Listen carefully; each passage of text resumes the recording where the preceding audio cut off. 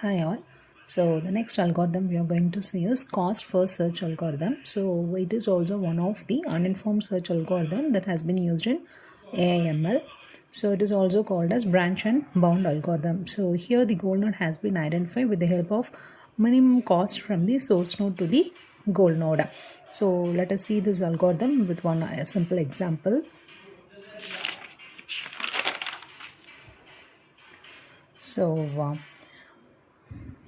So here the source node has been given and the destination has been given, and all the nodes the cost has also been assigned.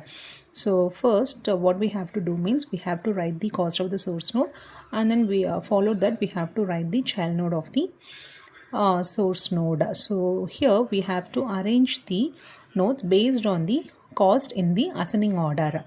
So once the goal node has been reached and the final cost has been calculated. So this is the procedure. So let us see with the example. So this is the source node and this is the destination node, and cost has been given for all the nodes. So first open list source. In the step 1 what we have to write means first we have to write the child node of the source node. So the child nodes are A, B and C. So for A the cost is 1, and for B the cost is 3, and for C the cost is 5.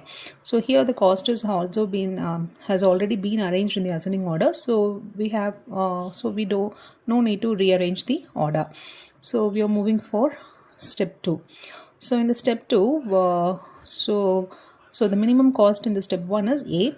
So we have to remove this A and we have to add the child node of this A node. So the child node of A is G. So the cost of G is, from the source node we have to add the total cost. So the cost of G is from the source node the cost is 1 and 3 had been given. So the total cost of G is 1 plus 3, 4. So first we have to write B, and then we have to write C, and then we have to write the child node of A, that is G. So G of 4 is the cost. 4 is the cost of G. So now this has not been arranged in the ascending order, so we have to rearrange this order. So while rearranging we will get B of 3, G of 4 and C of 5. So here the minimum cost in this step is B, so we have to write the child node of B.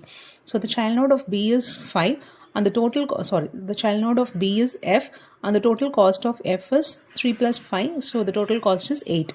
So we have to add at the back. So here in the next step we have to write G of 4, C of 5 and F of 8. So this has already been arranged in the ascending order, so we no need to rearrange this order.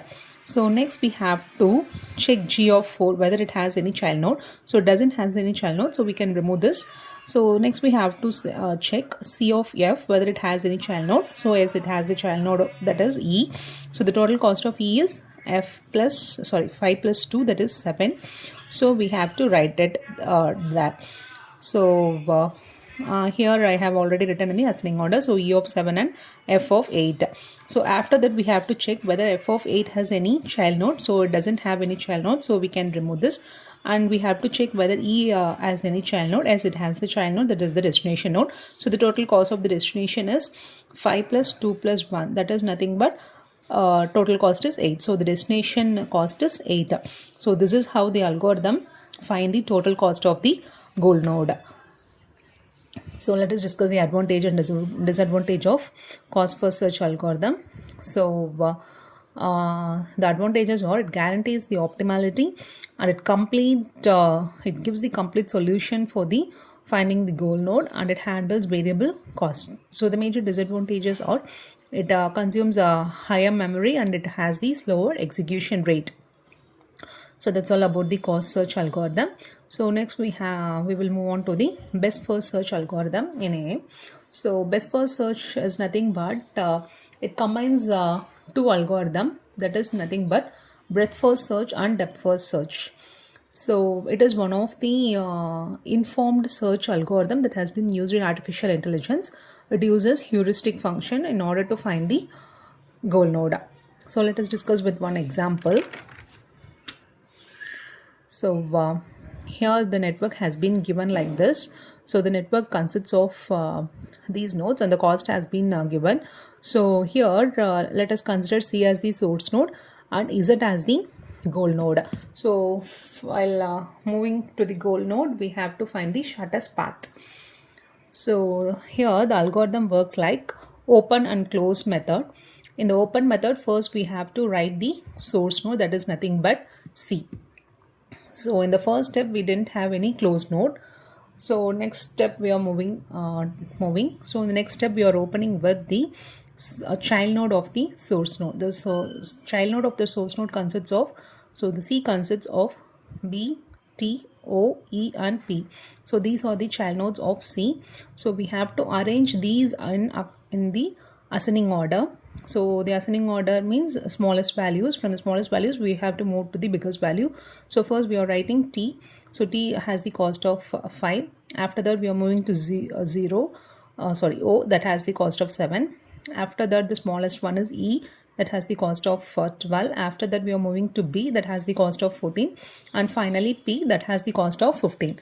So in this order we are arranging the nodes, and in this step the closed node is C, because we have written the child node of C, so we are closing that node. In the next step we have to check the first node, that is the smallest value node, that is T. So we have to close this T, so that we have to write the child node of T. So while checking there is no child node present for T, so we are closing that T and we are writing the remaining nodes in the open node, and we are moving for the next step. So in the next step we have to close O, and we have to write the child node of O. So the child node of O is I and N, so we have to write these in the ascending order. So what are the nodes available here? So I has the smallest value, that is 4. Then after that E, that has 12. Then after that B, that has 14. Then P, that has 15, and then N. It has the largest value, so we are writing at the last, so that is 44. In the closed node we have to write C, T and O, because I and N are the child node of O, and so that we are closing that O. In the next step we have to write the child node of I, because I is present at the first. So the child node of I is nothing but Z. So I am writing it at the front. So Z, because it has the cost of 0. So remaining nodes I have written as it is. And then in the closed node I have to include this I also. So C, T, O and I.